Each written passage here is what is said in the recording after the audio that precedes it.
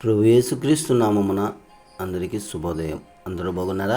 మరి మీ అందరూ కూడా క్షేమంగా ఉండాలని అనుదినం దేవుడికి నేను ప్రార్థన చేస్తున్నానండి. అలాగే నా కొరకు, నా కుటుంబం కొరకు, ఈ యొక్క పరిచర్య కొరకు ప్రార్థన చేస్తున్నటువంటి ప్రతి ఒక్కరికి హృదయపూర్వక వందనాలు చెల్లిస్తున్నాను. ప్రియ సోదరి, ప్రియ సోదర, మరి ఈ దినము మనకి జీవాహారము మరి దేవుడి అనుగ్రహించబోతున్నారో మనం ప్రార్థన చేద్దాం. దయగల తండ్రి, కృపగల దేవ, మహిమగల ప్రభువ, నాయన, మరి ఈ దినము మాకు కావలసిన ఆత్మీయ జీవాహారంను మాకు అనుగ్రహించమని ప్రభా, ఈ వాక్కుతో మమ్మల్ని బలపరచమని వేడుకొనుచున్నాను తండ్రి. ఆమేన్. ప్రియ సోదరి, ప్రియ సోదర, మరి ఈ దినమున మరి ప్రభా మాతో మాట్లాడు ప్రభా అన్నప్పుడు దేవుడు చూపించిన మాట ఇర్మీయా గ్రంథము 8వ అధ్యాయము 18వ వచనం మనం చూసినట్లయితే, నా గుండె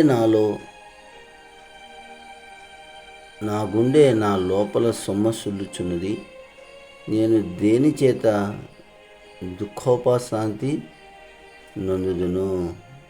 నేను దేని చేత దుఃఖం నుంచి ఉపశాంతిని నేను పొందుకోవాలి. నా గుండె నాలో ఎలా సొమ్మసిల్లిపోతుందట.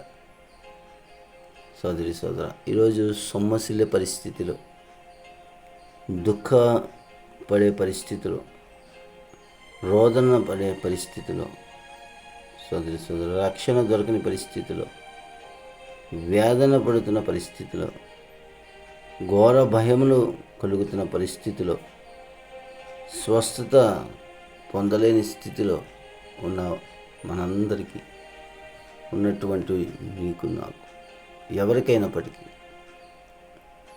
ఎలాగ వాటిలోంచి మనం విడుదల పొందుకుంటాం, ఎలాగ వాటిలోంచి ఉపశాంతి పొందుకుంటాం, ఎలాగ వాటిలోంచి రక్షణ పొందుకుంటాం, ఎలాగ వాటిలోంచి మనం బయటపడతాం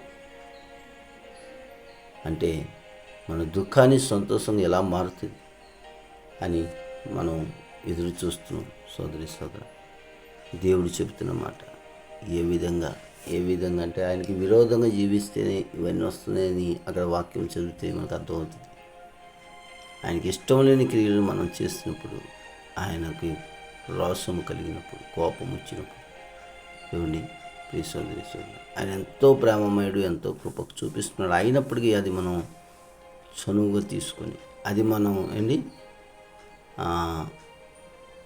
దాన్ని మనం అలుసుగా తీసుకొని రకరకాలుగా ప్రవర్తించే వారు ఎందరో ఉన్నారు. అటువంటి వారికి దేవుడు చెప్తున్నాడు అన్నమాట. ఇటువంటి వేదనలు, ఇటువంటి శోధనలు, ఇటువంటి అనారోగాలు, ఇటువంటి ఘోర భయాలు కలిగినప్పుడు, వేదనను బట్టి అప్పుడు దేవుడు తెలుసుకుంటాడు. నిజమే అండి, అన్నీ బాగున్నప్పుడు ఎవడైనా దేవుని స్తుతిస్తాడా? ఐసీలో ఒక్కసారి వెళ్తే అప్పుడు తెలుస్తుంది, ప్రభా జీవిస్తే నీ కొరకే జీవిస్తాను ప్రభా, నన్ను స్వస్థపరచు ప్రభా, ఈ ఐసీ నుంచి నేను బయటపడేవి ప్రభా అంటారు. సదరిస్తున్నా అంటారు. బయటకు వచ్చాక మళ్ళా మామూలే. సదరిస్తు అలా ఉండకూడదు. దేవుని విశ్వసిస్తున్నా నేను, నీవు అలా ఉండకూడదు. మరి ఎలా ఉండాలి? దేని కొరకు ఎదురు చూడాలి? ఈ యొక్క దుఃఖంలోంచి, ఈ యొక్క ఘోర భయంలోంచి, ఈ యొక్క సమస్య గుండె బాధల్లోంచి, ఈ యొక్క అనారోగ్యం నుంచి మనం విడుదల పొందాలంటే చూడండి, 119వ కీర్తనలో మంచి మాట ఉంటుంది. 81, 82, నీ రక్షణ కొరకు నా ప్రాణము సొమ్మసిల్లుచున్నది, నేను నీ వాక్యము మీద ఆశ పెట్టుకొని ఉన్నాను.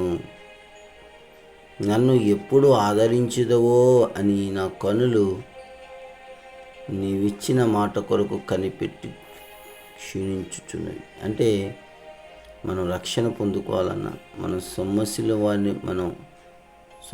వారికి బలము పొందుకోవాలన్నా ఒకటే, ఆయన వాక్యం మీద ఆశ పెట్టుకొని ఉండాలి, ఆయన కొరకు కనిపెట్టుకొని ఉండాలి. రండి, మోకరించి యెహోవా సన్నిధిలో సాగిలపడి మోకరిద్దాం అని కీర్తనకారులు సెలవిస్తున్నట్టు.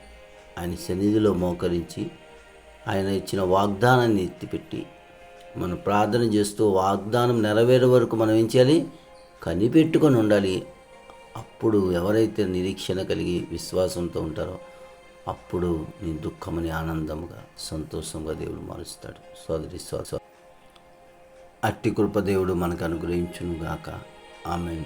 మనమందరం దేవుని సన్నిధిలో ఆయన కృప కొరకు, ఆయన బలిష్టాస్తం కింద దీన మనసుతో ఎదురు చూసి ఆయన కృప పొంది మనం దీవింపబడునుగాక.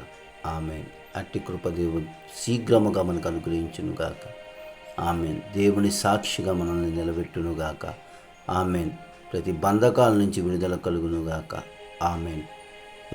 ఈరోజు పుట్టినరోజు వాద్యం జరుపుకున్న మనందరికీ దేవుడు నూతన దయా కిరీటం అనుగ్రహించునుగాక. ఆమేన్. దేవునికి మహిమ కలుగునుగాక. ఆమేన్. అందరికీ వందనాలండి.